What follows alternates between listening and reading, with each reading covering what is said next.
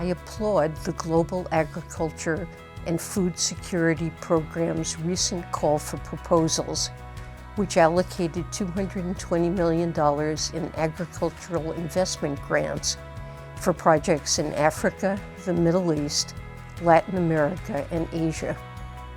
Stepped-up support for this program will be an important part of our collective response to food insecurity.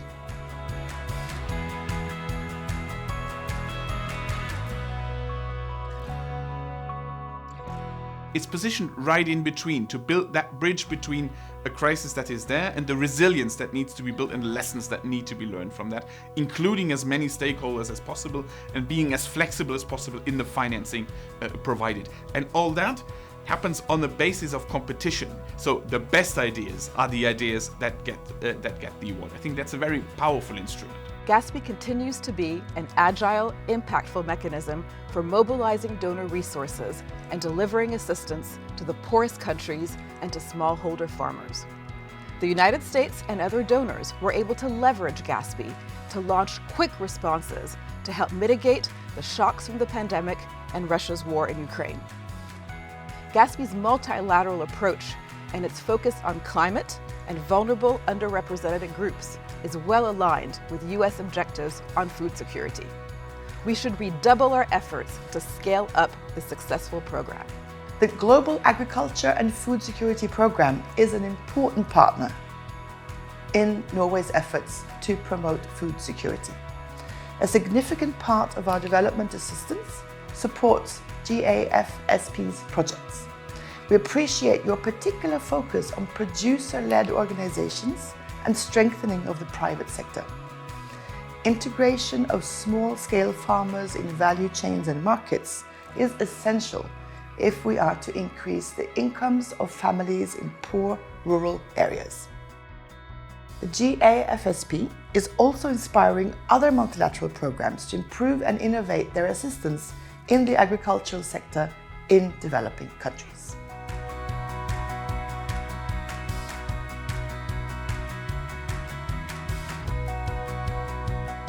But GAFSP, for example, when we had the Ebola crisis, was flexible enough to allow us to shift towards immediate needs and answering those, bringing in the private sector as well to take a look at how they can contribute, because everybody realizes governments can't do this alone.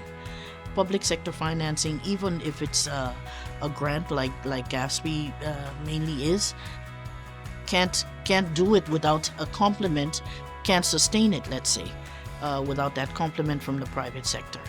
And that's what we appreciate. We find the GAFSP funding very important.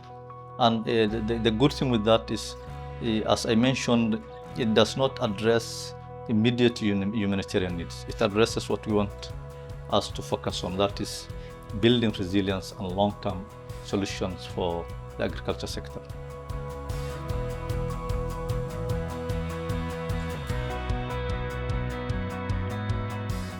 GAFSP is uniquely placed to bridge that gap, to look at what can we learn from a reaction to crisis, how can we get development partners, donors, into putting money in the right place in order to build up that resilience, in order to go down that transformational route. How can we utilize the momentum that is there in terms of crisis, and that's clearly there today?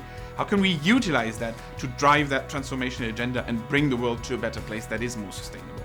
Moving forward, GAFSP should continue to catalyze transformative medium to long-term investments in food and agricultural systems.